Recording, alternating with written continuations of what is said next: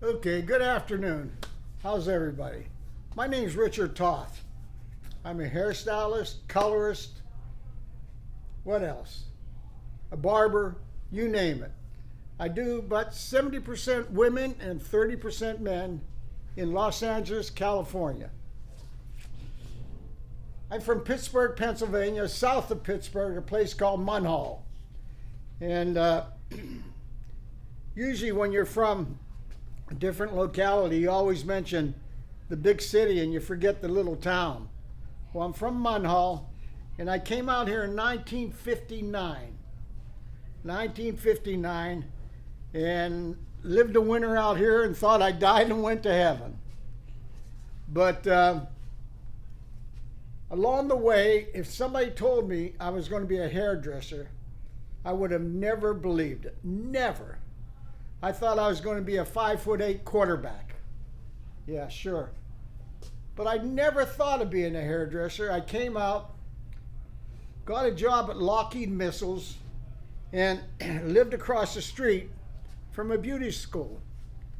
And it turned out that the top instructor in the school was John Sebastian from Sebastian Products. A great guy, great guy.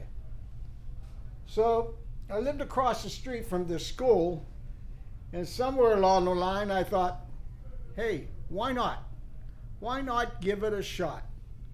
Never did I know or did I realize that this business, you can never, never, never get bored. Never. The only way you could get bored as a hairstylist, a colorist, a barber, is if you don't make enough money or you keep doing the same thing on everybody.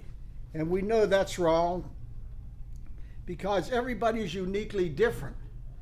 Everybody got a different head shape. Everybody got different textures. Everybody has different growth patterns. And you have to judge a hairstyle accordingly. When I get a new customer in my salon, I watch the way they walk into the salon. I want to see if they have a little skip in their step, or if they walk in with their head down, or they don't project, they don't smile.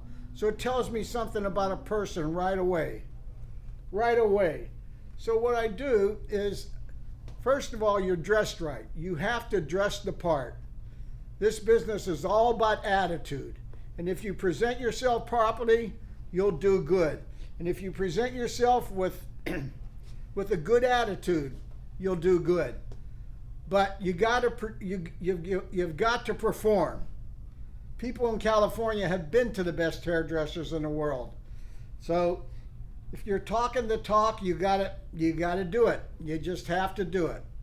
Now there's a lot of young people out there that want to become hairdressers, but their parents want them to go to college. Let me tell you something. I've been reading lately where the average hairdresser makes $26,000 a year. Triple that. Triple that. And you could easily make $100,000 if you apply yourself and move up the ladder. But you got to perform.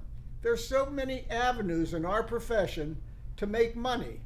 You could work in the movie industry. You could work, at retirement homes. You could open up your own salons. I myself have had 3 salons in the past. And there are so many ways to make money.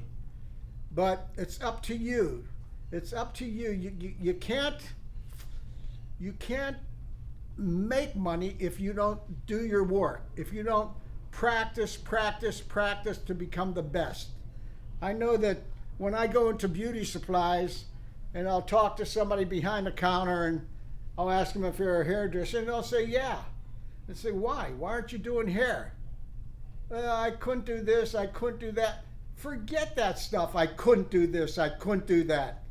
Keep working on it. Get a mannequin. Get your girlfriends over, your boyfriends over. Get them over and work on them. Practice, and the day will come when it'll be a piece of cake. You won't make mistakes. I've been doing hair for 56 years. 56 years. You want me to tell you how many mistakes I've made? I'm not even going to go there. but I have made some bad ones, and I've learned from them. And you do learn. You got to get out of your box. You got to add a little different color.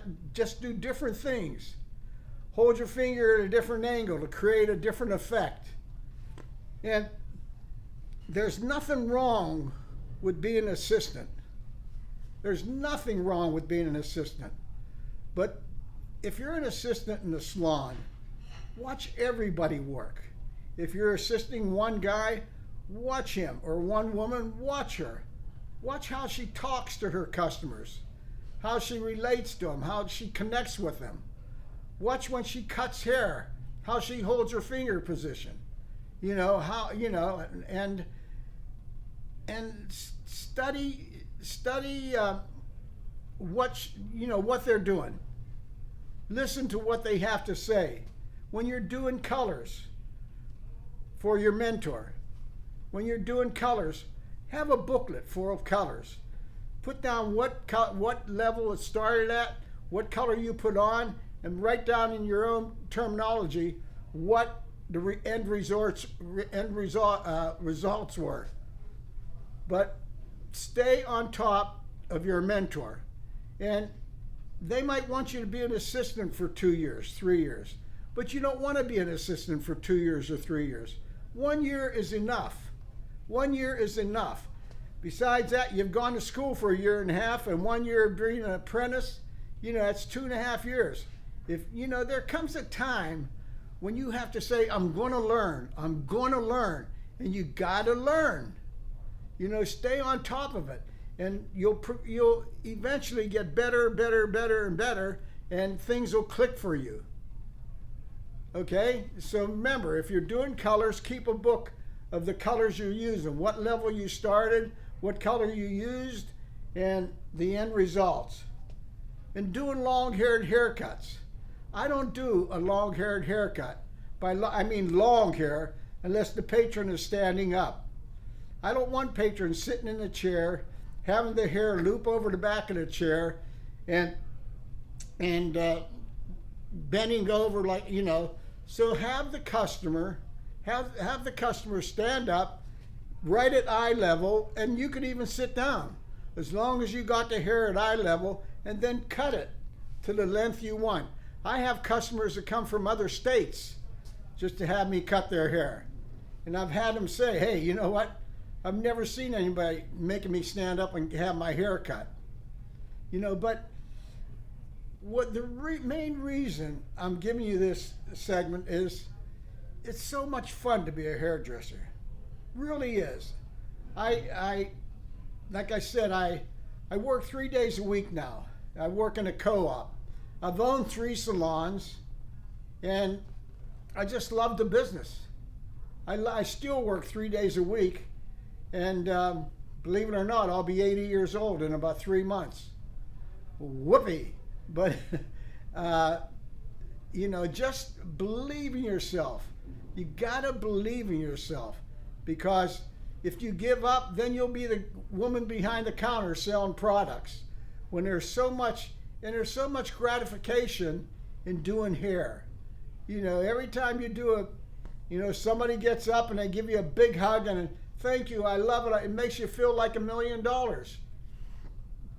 And you got to convince customers to sell your work. If they like something, tell them to get out there and project.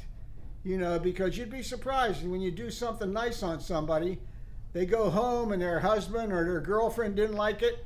And they come back and they say, Rich, I really don't like it. People have to learn to sell what they have. Don't go and tell them not to go into a place and, what do you think? What do you say, I love it. They got to convince whoever they want to that they love it. And in 90% of the cases, if the person sees that you love your hair, they're going to like it too. So study your patrons, study them. And mom and dad, if your child wants to go in this profession, please let them go in, because it's a great profession. It's a great profession, and it's never